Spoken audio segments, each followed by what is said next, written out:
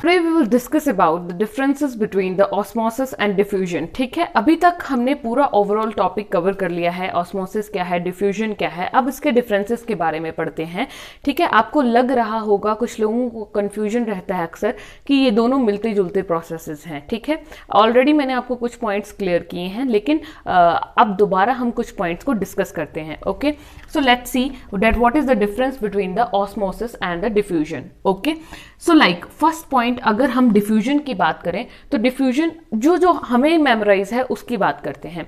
देखिए, डिफ्यूजन जो है वो किसी भी चीज में हो सकता है, आइदर इन लिक्विड और गैसेस में भी हो सकता है, लेकिन जो ऑस्मोसिस है वो हमेशा वाटर में होती है। वेरी डिस्टिंग्विशिंग फीचर है ये इसका। I have already told you about this. ठीक है, ये मैंने आपको पहले भी बताया है।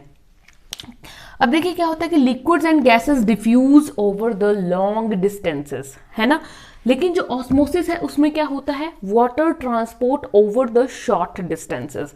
वाटर का ट्रांसपोर्ट सिर्फ शॉर्ट डिस्टेंस तक ही इसमें होता है। ठीक है, यहाँ पे लॉन्ग डिस्टेंस देखिए, जैसे सिंपल सी बात है, परफ्यूम की स्मेल आती है, अगर व्यक्ति आपसे दूर भी खड़ा है तब भी आप उस स्मेल को फील कर सकते हो। ठीक है, दैट इज द डिफ्यूजन। वहां पर क्या हो रहा है, ऑस्मोसिस में क्या हो रहा है, देखिए कि आपको हमेशा कांटेक्ट, डायरेक्ट कांटेक्ट की जरूरत है ना, हमने पढ़ा, एक थिसल फनल ली, बीकर लिया, देन ट्रांसपोर्ट हुआ। Okay, so next is the movement of solute और सॉल्वेंट। ठीक है, मूवमेंट जो है सॉल्यूट का या सॉल्वेंट का इसमें होता है। ठीक है, डिफ्यूजन में क्या होता है, सॉल्यूट भी मूव कर सकता है और सॉल्वेंट भी, हमने ये डिस्कस किया है पहले। ठीक है, लेकिन ऑस्मोसिस में हमेशा क्या होता है, ओनली वाटर।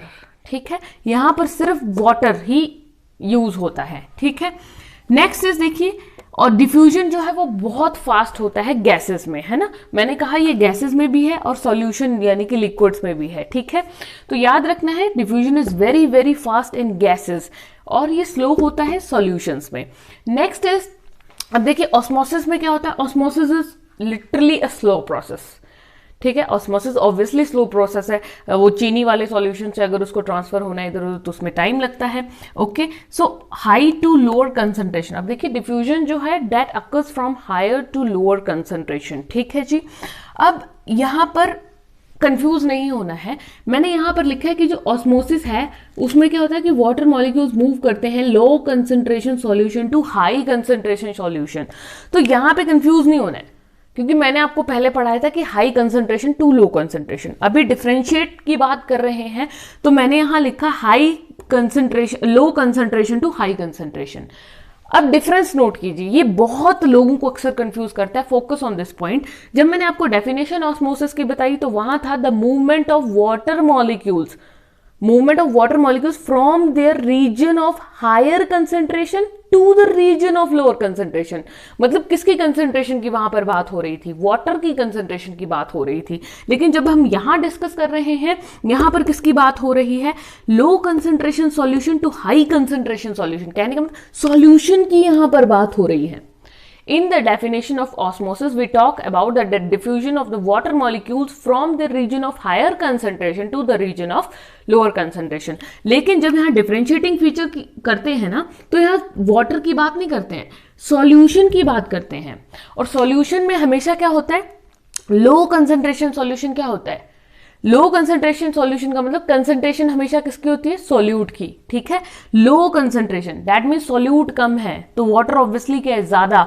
सो वाटर ज्यादा वाले रीजन से कहां मूव करता है, high concentration solution. High concentration में सोल्यूट ज्यादा है तो दैट मीन्स वाटर तो कम है। So water always move from region of higher concentration to the region of lower concentration. But solution की बात हो तो low concentration to high concentration solution. Okay, is that clear. Next fifth point की अगर बात करें तो इसमें डिफ्यूजन में क्या होता है, इट टेक प्लेस विद और without the semi permeable membrane. इसमें हो सकता है, इट मे बी कि सेमी परमेबल मेम्ब्रेन चाहिए हो या नहीं चाहिए हो। ठीक है, लेकिन इसमें ऑस्मोसिस में क्या होता है, हमेशा semi permeable membrane is always required, it is must. Semi permeable membrane के बिना osmosis is not possible. Okay, so ये कुछ डिफरेंसेस थे ऑस्मोसिस एंड डिफ्यूजन के। Thank you.